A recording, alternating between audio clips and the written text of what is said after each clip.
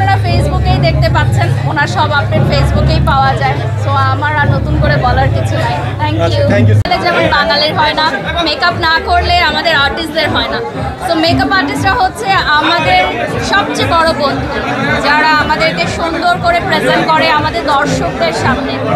তো আমি মনে করি মেকআপ আর্টিস্টদের অ্যাসোসিয়েশনে যে আমি আজকে এসেছি এবং বেস্ট ব্রাইডাল মডেল হিসেবে সম্মাননা পেয়েছি, এটা আমার এই বছরের সবচেয়ে সেরা শিক্ষা। আসলে বেস্ট ব্রাইডাল মডেল হিসাবে আমাকে যখন ওরা ক্যাটাগরিটা বললো, আমার কাছে ভীষণ ভালো লেগেছে। কারণ এই ব্রাইডাল মডেল হিসাবে 2016 এবং 17 সালে একটা নিউজ হয়েছিল যে সর্বাধিক ব্রাইডাল মডেল হিসেবে আমি কাজ করেছি।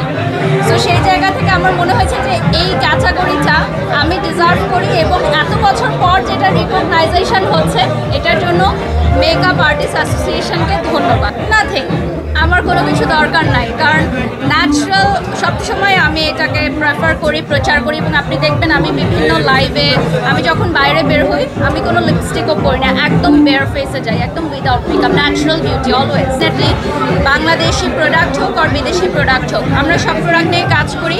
এবং আমাদের আগে একটা ধারণা ছিল যে বিদেশি প্রোডাক্ট মানেই ভালো, দেশি প্রোডাক্ট মানে ভালো না। সেই ধারণা কিন্তু একদমই ভেঙে গেছে। আমাদের বাংলাদেশে এখন একাধিক অনেক ভালো প্রোডাক্ট আছে, ড্রেসের ব্র্যান্ড আছে, মেকআপের ব্র্যান্ড আছে, জুয়েলারি ব্র্যান্ড আছে। এখন মানুষ বাংলাদেশ থেকে শপিং করে, আর বিদেশে যায় না কেউ। আমার পার্সোনাল মেকআপ আর্টিস্ট আছে, তবে আজকে স্পেশালি আমার মেকআপ করেছে সালেহা সারওয়ার।